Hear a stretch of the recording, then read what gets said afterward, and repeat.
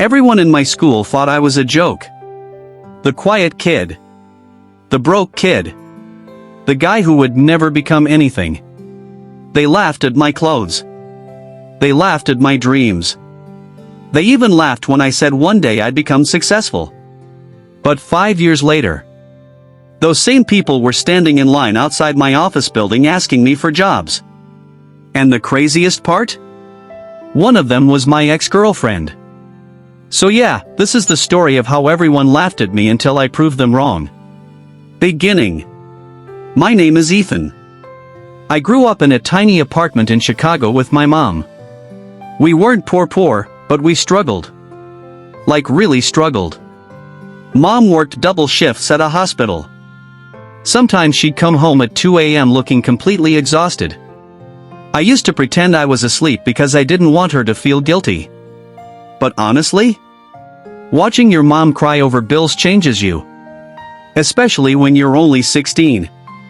At school, things weren't any better. Everyone there cared about status. Who had the newest iPhone? Who wore expensive shoes? Who drove luxury cars? And then there was me. I wore the same hoodie almost every day because it was the only decent one I had. People noticed. Especially this guy named Tyler. Tyler was rich, popular, loud, and the type of person who thought embarrassing others was entertainment. Every morning he'd find a new way to make fun of me. "Yo Ethan, did your hoodie survive the Great Depression?" His friends would burst out laughing. Sometimes I laughed too. Not because it was funny. Because I didn't want them seeing how much it hurt. Then there was Madison. The girl I liked for almost 2 years. She was beautiful, confident, and somehow nice to almost everyone. Well, almost everyone. One day my friend Jason convinced me to finally ask her out. "Bro, you've been staring at her for like 2 years, Jason said.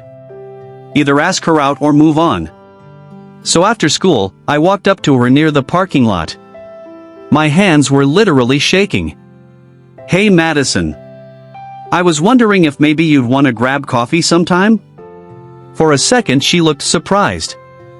Then Tyler appeared behind her. And everything changed. Madison laughed. Not a cute laugh. Not a nervous laugh. A real laugh. Then she looked at Tyler and said, "Can you imagine dating a guy who shops at thrift stores?" Tyler nearly fell over laughing. People around us started staring. My chest felt heavy. I still remember the exact feeling. Like your heart drops into your stomach. I wanted to disappear. But it got worse. Tyler pulled out his phone. "Yo, say that again, Madison." She laughed again. I said I'd never date a broke loser. That video spread around school in one day. One day. People replayed it during lunch. Some edited sad music into it. Others turned me into memes. And just like that, I became the school joke. The lowest point. I stopped talking in class. Stopped hanging out with people. Stopped checking social media.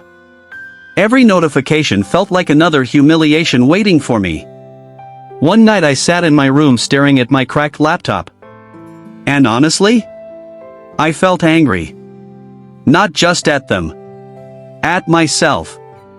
Because deep down I knew something. They were disrespecting me because I had nothing. No money. No confidence.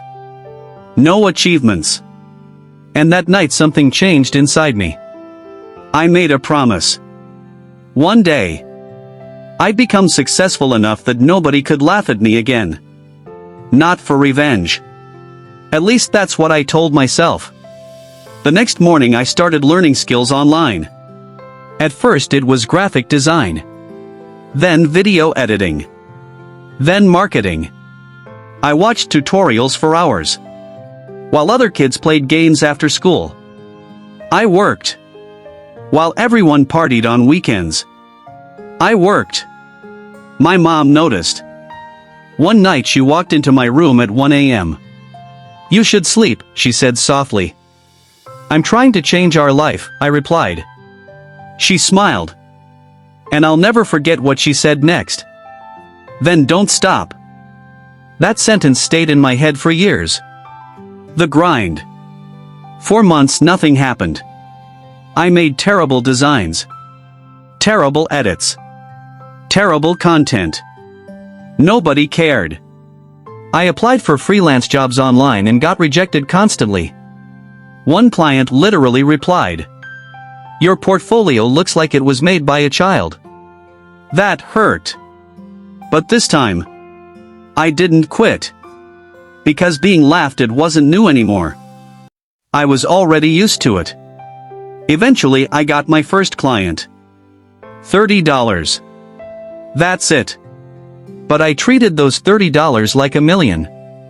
I bought my mom flowers with part of the money. She almost cried. Then things slowly started improving. 1 client became 3. 3 became 10. By the time I graduated high school, I was secretly making more money than some adults. Nobody knew. At school I still looked like the same quiet loser. And honestly, I preferred it that way. Because silence is powerful. People underestimate quiet people. They assume you're weak because you don't announce your moves. Meanwhile, you're building. Graduation day. Graduation finally arrived. Everyone was posting pictures. Laughing. Signing shirts. Pretending we were all one big happy family. I just wanted the day to end. Then Tyler walked up to me. "Yo Ethan," he smirked. "You still making those little computer edits?" His friends laughed. I smiled. "Yeah." He shook his head. "Bro, you gotta get a real job someday." A real job. Funny. Because at that exact moment, I was already making more money than his dad's yearly salary. But I didn't say anything. I just walked away. And for the first time in years, I realized something. I didn't need their approval anymore. 5 years later. Fast forward 5 years. I was 23. And my life looked completely different. I had built a marketing agency from my bedroom. At first it was just me and a laptop. Now, we worked with huge brands. I had employees. An office downtown. Luxury apartments. Cars I used to dream about. But the biggest flex wasn't the money. It was my mom. She quit her hospital job. The woman who spent her entire life exhausted finally got to rest. That mattered more than anything. One Friday night, my company hosted a networking event. Business owners. Influencers. Entrepreneurs. The place was packed. I was talking to a client when suddenly I heard a familiar voice. "Ethan?" I turned around. And there she was. Madison. I almost didn't recognize her. Not because she looked bad. Because life looked different on her. The confidence she once had was gone. Then I noticed Tyler standing behind her. Except now he looked stressed. Older. Tired. Turns out after high school his life went downhill. He dropped out of college. Lost money gambling. Started jumping between random jobs. Life hit him hard. Madison smiled awkwardly. "Wow. I heard this was your company." "Yeah," I said calmly. Tyler forced a laugh. "Man, you really made it." The silence after that was painful. Because we all remembered high school. Every joke. Every humiliation. Every moment. Madison looked nervous. Then she said something I never expected. "I'm sorry for how I treated you back then." For a second I didn't respond. Not because I was angry. Because hearing the apology felt weird. I had imagined this moment for years. In my head it was supposed to feel satisfying. But honestly, It just felt sad. Because people really do judge others too quickly. And sometimes by the time they realize your value, it's too late. Tyler cleared his throat. So, your company hiring? I almost laughed. Not in a cruel way. Just because life is insane sometimes. The same guy who called me useless was now asking me for a job. I looked at him.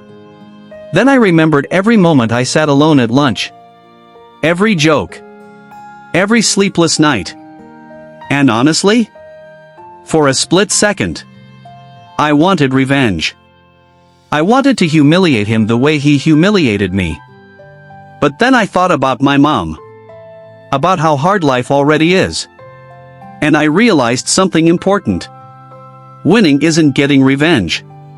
Winning is becoming successful without becoming cruel. So I handed him my business card. Send your resume, I said. Tyler looked shocked. Madison looked even more shocked. And that moment taught me something. Kindness becomes power when you no longer need validation. A lot of people think success changes everything. But honestly, success mainly reveals people. The same people who ignored you suddenly notice you. The same people who doubted you suddenly support you. The same people who laughed at your dreams suddenly say, I always knew you'd make it. No, they didn't. And that's okay. Because your job isn't to convince people. Your job is to keep going. Most people quit too early. They let embarrassment destroy them. They let rejection define them. They let one bad moment become their entire identity. I almost did too. But pain can either destroy you or build you. It depends on what you do next. A few weeks later, I visited my old high school. Not for revenge. I got invited to speak to students about business and entrepreneurship. Walking through those hallways again felt surreal. Same lockers. Same classrooms. Same cafeteria. Except this time, nobody was laughing. Students were asking for photos. Teachers were congratulating me. Then I walked past the exact spot near the parking lot where Madison rejected me years ago. And I smiled. Because that moment I once hated, it accidentally became the reason I changed my life. Sometimes the people who hurt you end up creating the strongest version of you. Not because they were right, but because they gave you something to prove. So if people are laughing at you right now, if people think you're a loser, if nobody believes in your dreams, listen carefully. Your current situation is not your final identity. The quiet kid can become successful. The broke kid can become rich. The ignored kid can become unforgettable. But only if you keep going when everyone else stops. Because one day, the same people who laughed at you might look at your life and wonder how you did it. And by then, you won't need their approval anymore. You'll already know your worth.